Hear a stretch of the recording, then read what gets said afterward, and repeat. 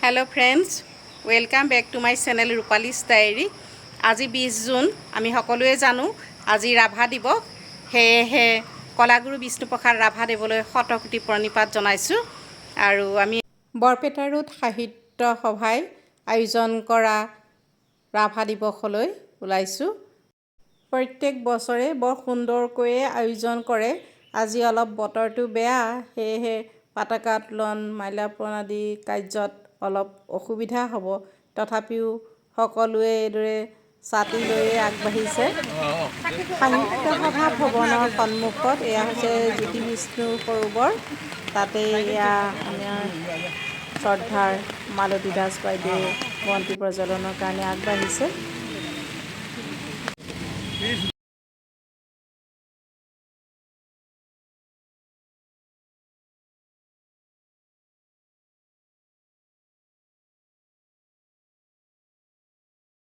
প্ৰথমে আমি ৰত্নাৱলী বাইদেউক এখনি মানপত্ৰ আৰু গামোচাৰে সম্বৰ্ধনা জনাব কৰোঁ।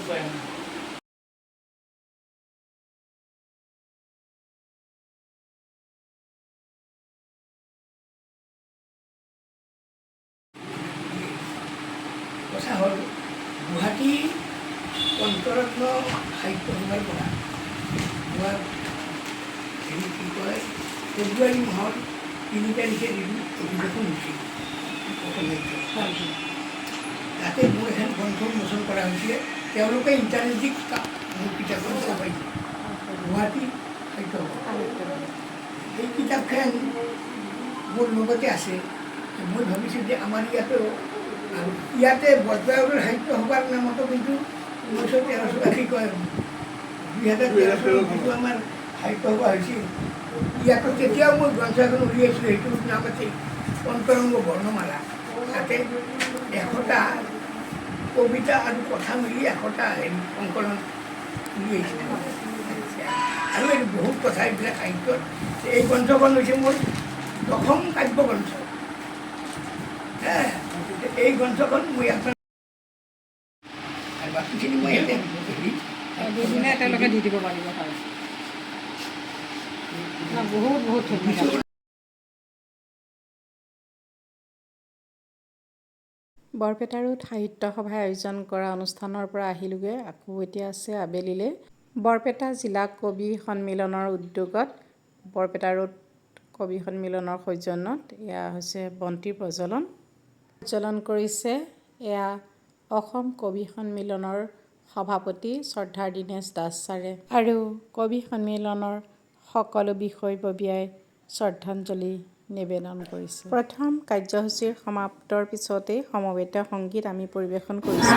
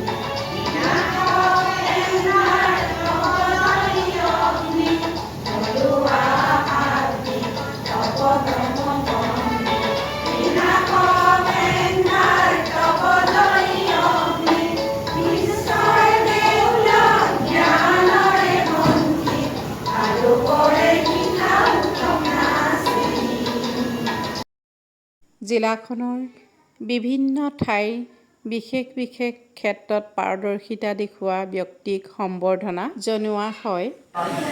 কলাগুৰু বিষ্ণুপ্ৰসাদ ৰাভা দিৱস উদযাপন সম্বৰ্ধনা পত্ৰ সমিবেশু শ্ৰী কল্পনা বৰ্মন, কৃষি বিভাগ, সৰভু। শ্ৰদ্ধা প্ৰদেশো পাতনিতে গ্ৰহণ কৰিব কাব্যিক অভিনন্দন আৰু আন্তৰিক শুভকামনা। আজি অসমৰ জাতীয় জীৱনৰ প্ৰাতঃস্মৰণীয় ক্ষণজন্মা পুৰুষ কলাগুৰু বিষ্ণুপ্ৰসাদ ৰাভাদেৱৰ স্মৃতি দিৱস। এই দিৱসৰ উদযাপনৰ পবিত্ৰ ক্ষণত আপুনি নিজ কৰ্মতৰফৰ পৰা আপোনাৰ আনুষ্ঠানিকভাৱে সম্বৰ্ধনা জ্ঞাপন কৰিবলৈ পাই ধন্য হৈছোঁ। আপোনাক সম্বৰ্ধনা জনাবলৈ ভগৱতীতা দিৱস আগবাঢ়ি যাবলৈ অনুৰোধ ৰাখিছোঁ।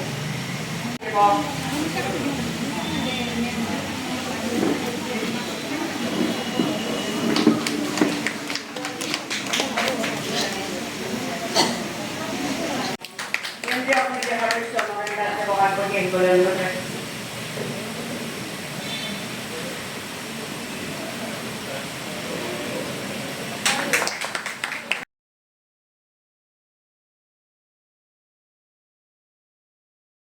সম্বৰ্ধনা জনাইছে, তাতো থাকিলোঁ। তাৰপাছত মই 3টা বজাৰ পৰা বৰপেটা হাউলি কৃষি বিজ্ঞান কেন্দ্ৰ তালৈ গ'লোঁ। তাতেও কিছুমান মোক প্ৰশ্ন কৰিছিলে, তাৰ পৰা মই আহিলোঁ। যিহেতু বাইদেৱে মোক সেইদিনাখন ইয়ালৈ ফোন কৰিছিলে, মই কথা দিছিলোঁ, সেইকাৰণে মই ইয়ালৈও ঠিক 4:30 বজাত আহিম বুলি কৈছোঁ। ঠিক সেই সময়তে মই ইয়াত আহি উপস্থিত হৈছোঁ। তেনেকৈ মই বহুত ব্যস্ততা থাকোঁ। মই কৃষি সখীৰ কাম কৰোঁ। আগতে কৃষি সখীৰ কামটো কৰা নাছিলোঁ। মই 2018 চনত মই আত্মসহায়ক গোটৰ লগত জড়িত হৈ কৃষি সখীৰ কামটো কৰোঁ। আপোনালোকে জানে যে চৰকাৰে আজিকালি বহুত নিয়ম নীতি বান্ধি দিছে আমাৰ আত্মসহায়ক গোটৰ ওপৰত। আমি মানে এনেই থাকিবলৈকে নাপাওঁ। বহুত ব্যস্ততা থাকিব লাগে, দিনে ৰাতিয়ে কাম কৰিব লাগে। কৰা হয়েছিল আৰ চৰকাৰে ঘৰ দিল, এই ঘৰতে এখন আছে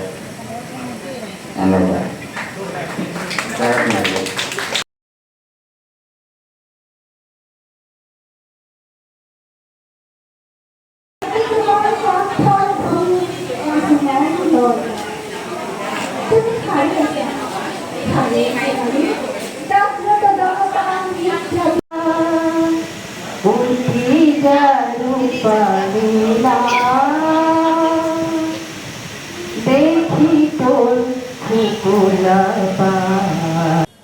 লগনো কলি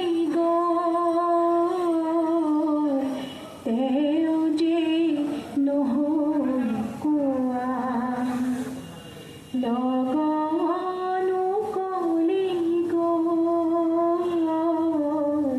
তেওঁ যে নহ'ল কোৱা, মনৰ কথাটি মোৰ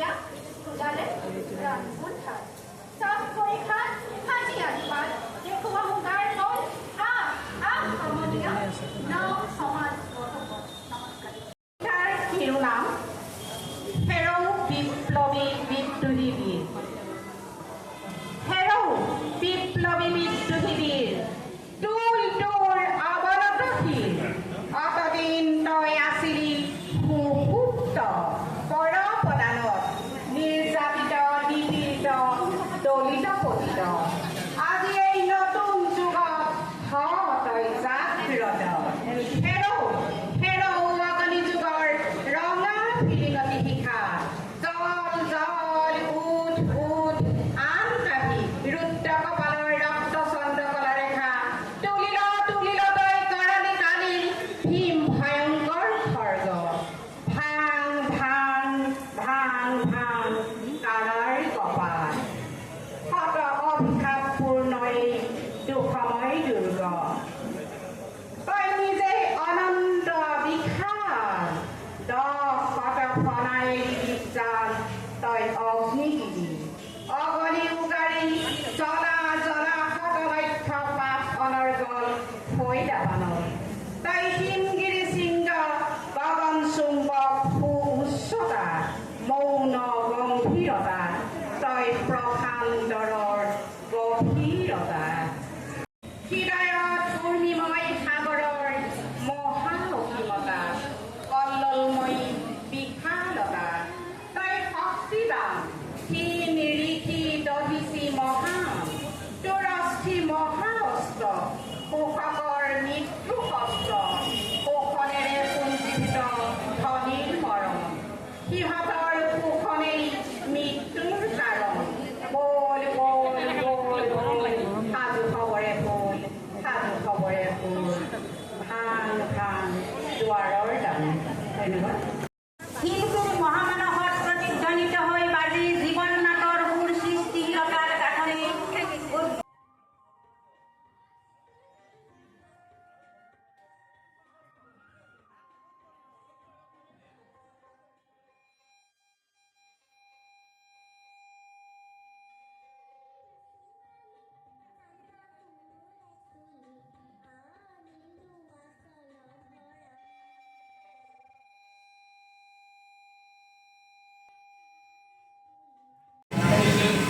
তুমি হাৰে আছো আমি আৰু হাৰে আছে পৃথিৱী বিহৰিত কবিতাৰ শিৰোনাম সৈনিক শিল্পী মুক্তি সংগ্ৰামী সত্তাৰ কণ্ঠত বিপ্লৱৰ হুংকাৰ পুৰণো যেন তাৰেই জংকাৰ বিপ্লৱী সত্তাৰে সৈনিক শিল্পী সৃষ্টিত চিৰসেউজ অসমৰ সেউজীৰ পথাৰ তুমি বিপ্লৱী দলনেতা স্বাধীনতা সংগ্ৰামত আছে তোমাৰ বহু অৱদান অসমৰ মাটি পানী গানৰ সেউজীয়াত তোমাৰ স্থান কলা সংস্কৃতিৰ বিকাশত তুমি মহিয়ান তোমাৰ সৃষ্টিত সংস্কৃতিৰ পথাৰত সংগীত নাটক অকাদমিকতা পদ্মশ্ৰী সন্মানেৰে জিলিকি আছা বৰপেটা জিলাৰ শাখাসমূহৰ সহযোগত আৰু বিশেষকৈ বৰপেটাৰ শাখাৰ সকলো উদ্যোগতে আজি বিষ্ণুপ্ৰসাদ ৰাভা নাম যাৰ বিষ্ণুপ্ৰসাদ ৰাভা যাৰ হৃদয়েৰে নিগৰিছিল উৰিয়া আশা শেষ হৈও শেষ নোহোৱাৰ গান এদিন শূন্য কৰি দিয়া হৈছিল তেওঁৰ কণ্ঠত হেনো পাইছিল মুক জনতাৰ মুকুতিৰ গুণ বিশালৰ পৰা বিশালতৰ হৈ পৰিছিল বিদ্ৰোহৰ নিনাদ আৰু প্ৰেমৰ নিৰ্যাস অসমীয়া জাতিৰ সত্য বৰ অসমত ফুলৰ দেউল বান্ধি কবিতাৰ চন্দ্ৰৰশ্মি শংকৰে গুৰুৰ চিন্তাতি সুন্দৰ কোঁৱৰৰ অমিৰণি জনতাৰ বুকে বুকে চিলা সুৰৰ অঞ্জলি শিল্পৰ অঞ্জলি কিদৰে জনাও তোমাক নাম সৈনিক শিল্পী আমাৰ বিষ্ণু ৰাভা